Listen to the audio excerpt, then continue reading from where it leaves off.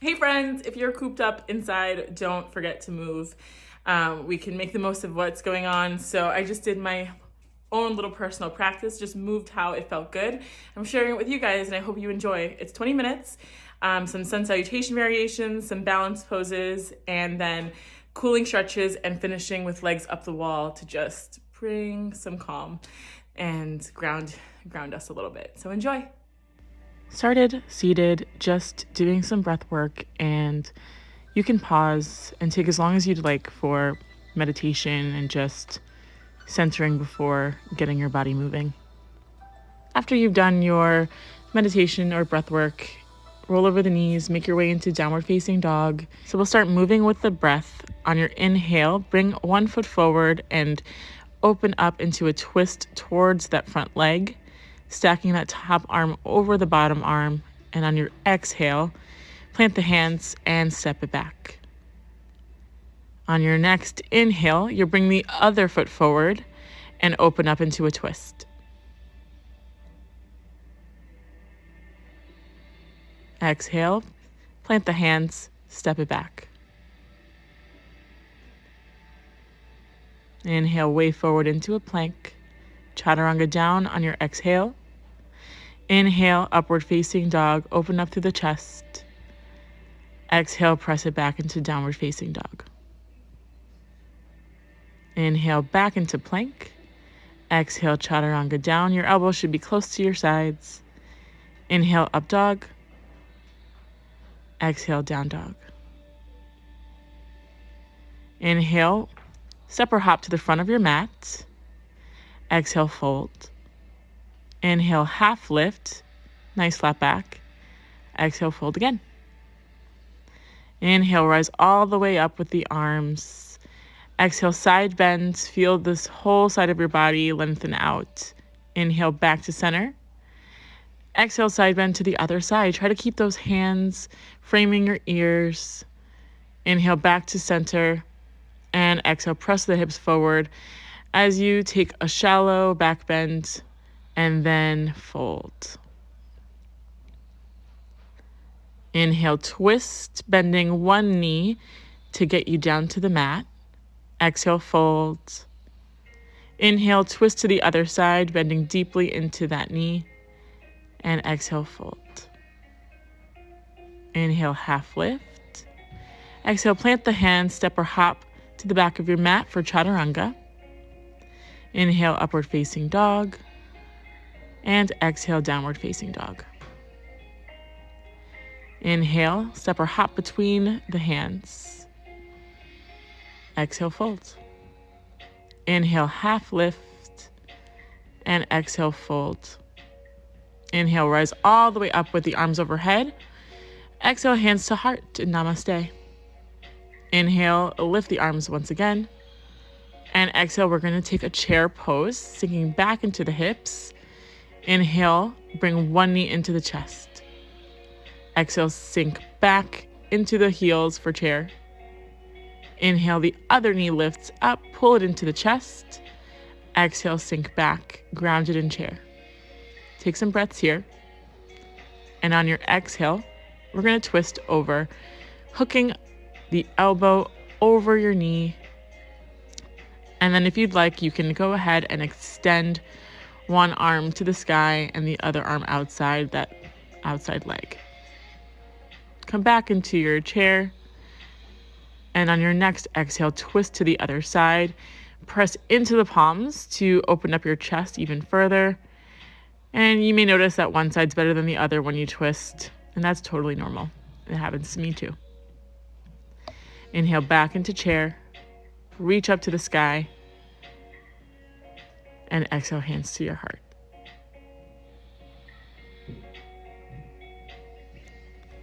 So we're gonna again keep moving with the breath, but add in some warrior poses in our vinyasa flow. So if you ever wanna skip a vinyasa flow, that's the chaturanga to up dog to down dog. You can just go ahead and keep it at downward facing dog before we go into the sequence. One leg comes forward, rise up into warrior one so that back heel drops. Right away on your exhale, step it back into a vinyasa. Repeat on the other leg. You can lift single leg down dog and then bring it all the way through. Ground that back heel and rise up. Your chest is still facing forward. On your exhale, press it back. Down dog or take the vinyasa flow.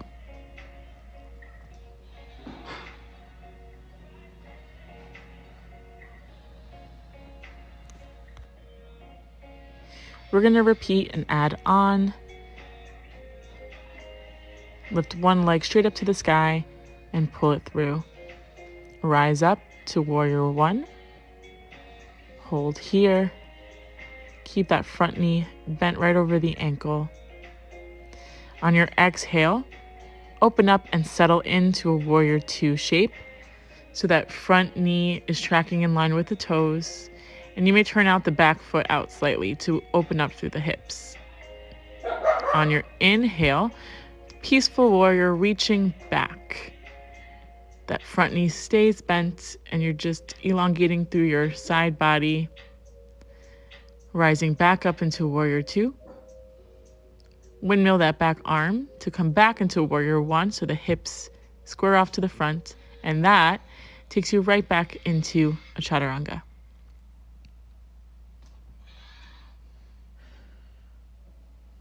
And we're going to repeat on the other side.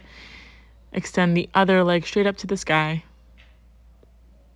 On your exhale, pull it through. Inhale, rise up, warrior one. Notice the turning out of the hips as you come into warrior two. Take up all the space on your mat. Get grounded and then reach back into warrior or peaceful warrior. That back arm is just gently on the back leg, no pressure there. Coming back into a warrior two, get ready to windmill that back arm forward to close off the hip into warrior one, and then release, taking a vinyasa or going right to downward facing dog.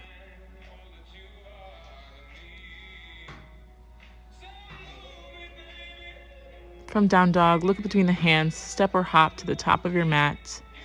Inhale, half lift. Exhale, fold. I'm taking a toe bind in a forward fold, so grabbing my big toes with my first two fingers and my thumbs and letting my elbows splay out to the sides as I use my arms to pull me closer towards my shins. Shake out the head, yes and no. And then release, rising up and fold on your exhale. Inhale, half lift. Exhale, plant the hands, step or hop back, take a vinyasa, or go right to down dog. We're going to add on some more standing poses. Lift one leg up to the sky.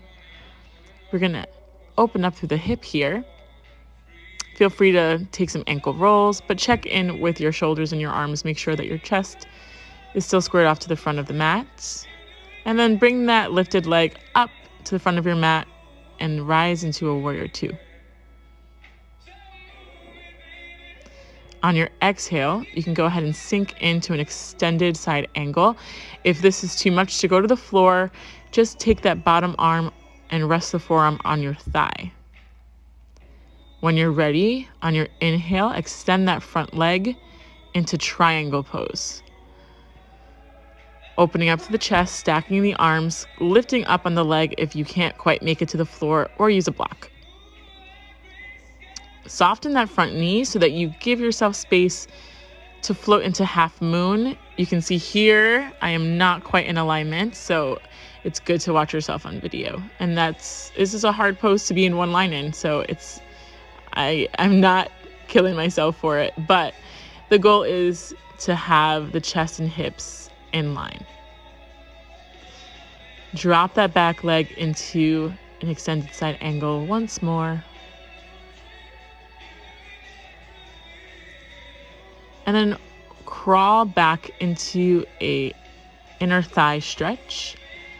I have pretty open hips, so I go deep in the stretch. If this is too much to keep that back heel grounded, stay up higher on the thigh. You don't have to drop the hips lower than your thighs. wave forward, and then take a vinyasa flow or settle into down dog. We're going to repeat the sequence on the other side. Extended leg with a hip opener. Roll it out.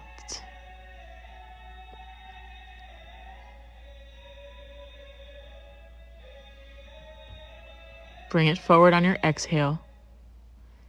Inhale, extended side angle. And you can bring that top arm reaching out in front of you or straight up to the ceiling, wherever it feels best.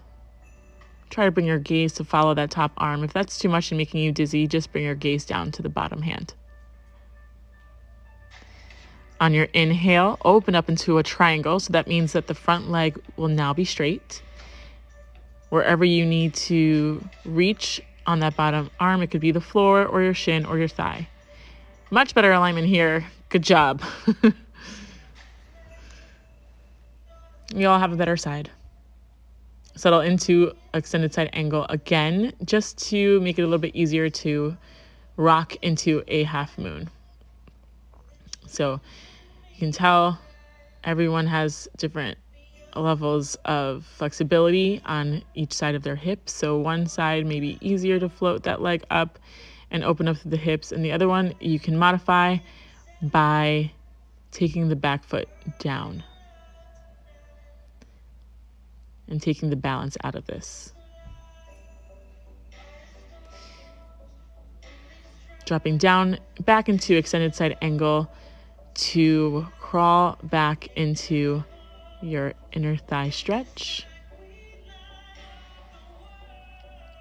Should feel no pain.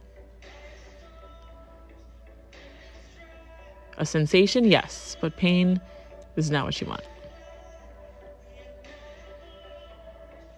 Walk your hands back to frame that front foot. I'm coming right into a malasana or a squat. Hands in prayer at my chest, using those elbows to assist in the opening of the hips. Love, love, love this pose. I feel like it releases the low back, opens up through the hip, and I'm taking an additional twist. You can progress by taking that top arm behind your back, reaching for the opposite thigh. Repeat on the other side.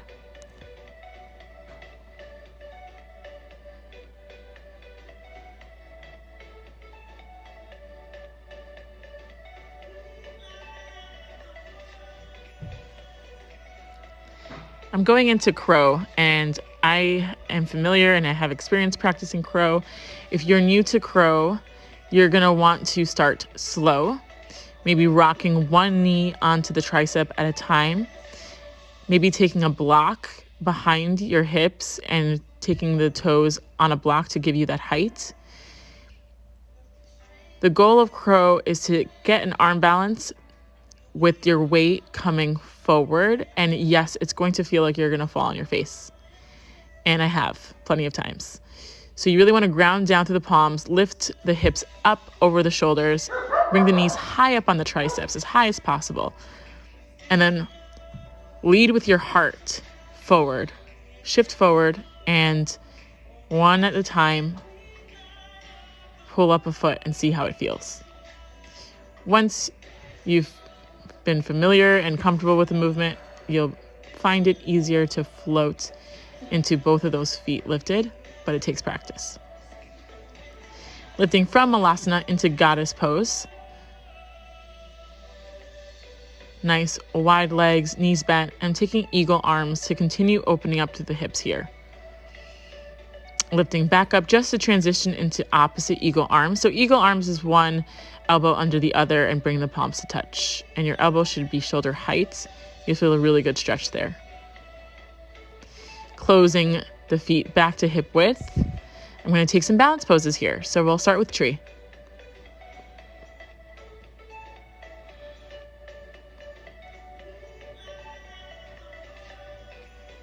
Solo the foot to the inner standing leg, above or below the knee.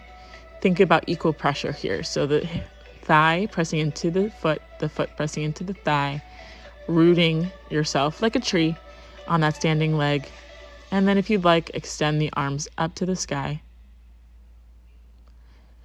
Drishti or focus in yoga is important. So I'm looking at one spot on my floor that's not moving, and that's assisting with balance. And that's where the mental aspect of yoga comes in, because you literally cannot or should not be able to think of anything else in this moment.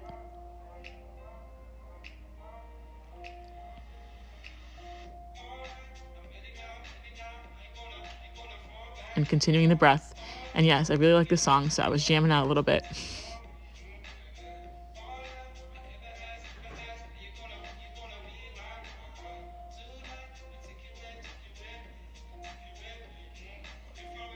Take some cleansing breaths in, just releasing, and then I'm going to go into one of my favorites, dancer pose. So first I grab the inside of my foot. Then I'm going to extend behind me, bring the knees together, and then hinge from the hips, pressing the foot into the hand to get that lift. It's a rotation through the shoulder as well. And then reach forward with that opposite arm.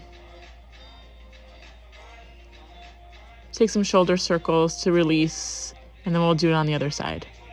Again, knees together as you after you grab the instep of your back foot. Rotate through the shoulder, and then use the pressure of that foot pressing into the hand to start the movement before you hinge forward. That focus and the breath comes back into play here. Totally normal to wobble and shake. And release. I'm gonna go sit back down on my mat for a twist. You want the hips to be grounded here, that front foot, the sole of the foot grounded on your mat. I'm twisting towards my bent knee.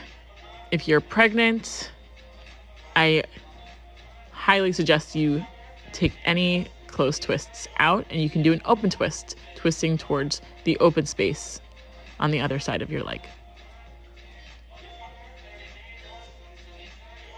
A little counter twist, a little bow before we switch. And I just love being extra and twisting, changing my feet this way. So change your feet and then twist to the other side. You're going to want to sit really tall here. Think about a nice long spine, flat back, grounding through your sit bones as you bring your gaze over your shoulder.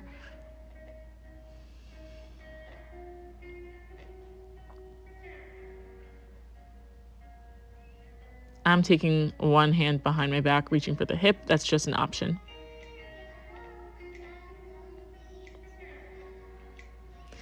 Counter twist, little bow to the other side. And then let's get some folds in. So extend the legs, shake them out, sit tall, and then rise up with the arms to fold on your exhale. Hinging from the hips, and tap into your breath here. And notice if you can find a little extra space every time you breathe out to fold a little deeper. Hands behind your hips, bend the knees, plant the soles of the feet, and lift up. Open up through the chest and shoulders. Release the hips back onto the mat, and we're taking a head to knee pose here. So one knee bends, take the sole of the foot to the inner thigh, twist your torso to face that long extended leg, and fold. Similar shape, but now open up wider to extend through the side body. Take the forearm down to the floor if you can, or place the palm down if it's too much. And then reach the other arm up and over. We're going to repeat the head to knee or Janu Shirshasana pose on the other side, and then that wide side fold.